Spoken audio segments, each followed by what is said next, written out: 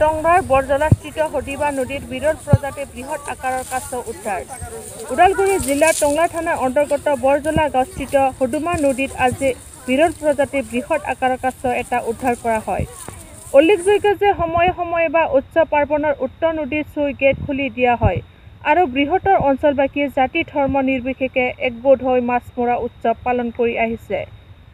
ৰৌ বোলাৰী মাগুৰৰ পৰা আৰম্ভ কৰি বহুতে বহু ধৰণৰ মাছ পাবলৈ সক্ষম হয়। কোনো লোকে হাতেৰে বহুতে জাকৈ জাল আদিৰে যুৱক যুৱতীসকলে মাছ ধৰাৰ দৃশ্য এক নান্দনিক হৈ পৰে।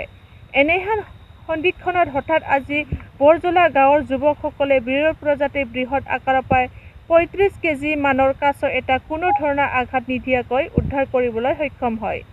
লগে লগে টংলা আঞ্চলিক ছাত্ৰ সন্থাৰ সভাপতি প্ৰাঞ্জল ডেকাৰ সহযোগত টংলা বন সংৰক্ষণ কাৰ্যালয়ত উক্ত কাছটোৰ দায়িত্ব অৰ্পণ কৰা হয়। Report Arup Boro, Tangla news 24 Bodoland. আজি বৰজলাত যি হুদুমা নদী আছে, হুদুমা নদীত যিখন নেকি স্লুইচ গেট আছে, এই স্লুইচ গেটখন মাজে সময়ে কেতিয়াবা খুলি দিয়া হয় পানীৰ বেছি ধাৰ আহিলে বা পানী বেছিকৈ বাঢ়ি আহিলে, আৰু ঠিক তেনেকৈ আজিও খুলি দিয়া হৈছিলে।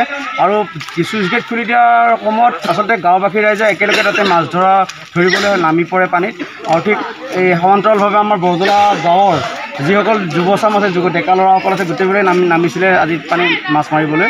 আৰু ঠিক সেই সময়তে এটা আনুমানিক ২৫-৩০ কিলোমান ওজনৰ এটা বিৰল প্ৰজাতিৰ কাছ উদ্ধাৰ হৈছে।